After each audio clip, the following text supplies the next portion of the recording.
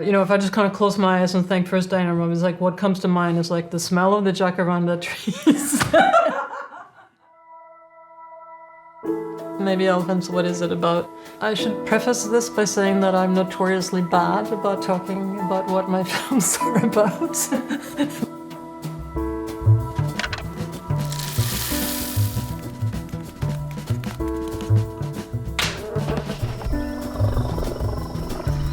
It's about elephants.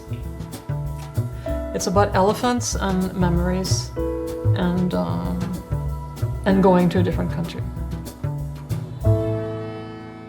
I think I have made a bubble like this for all of my films, and I love them because I love diagrams. I'm particularly fond of bubble diagrams.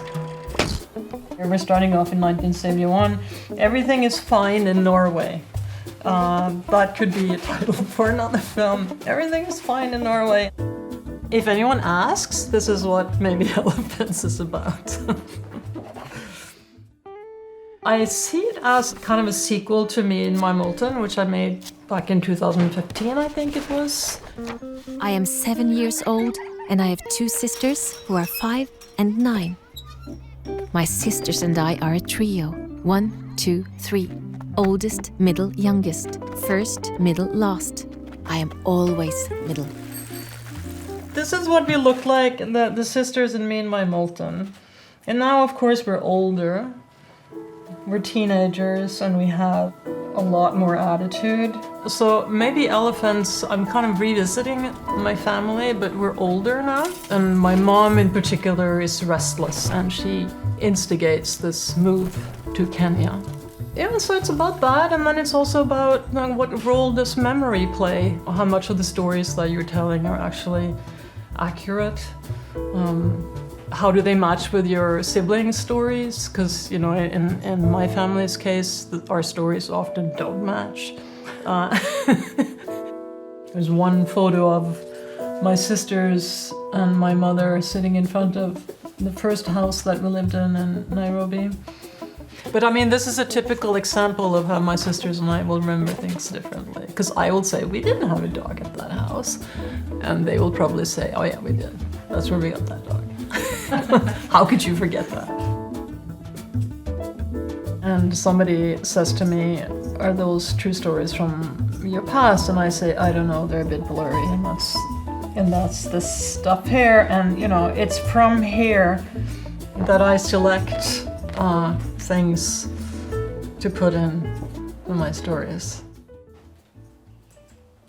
My own family kind of became my lab, basically.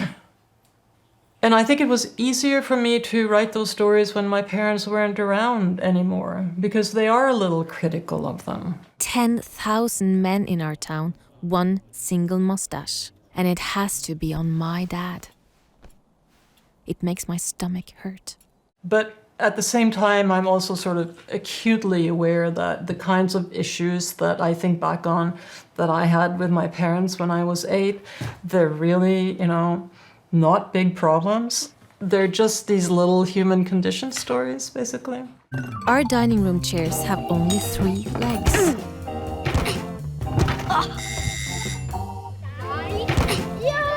I came from a small town, completely 100%, you know, homogenous. You know, kids run out in the morning and they come home at night.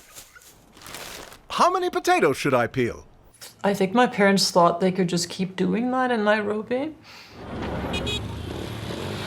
I mean, Nairobi was a big city and it just kind of needed a slightly, you know, different approach. So. Here, put this on. Sir, hold on to me. Like this? Karibia zaidi. Okay. Sawa, twende.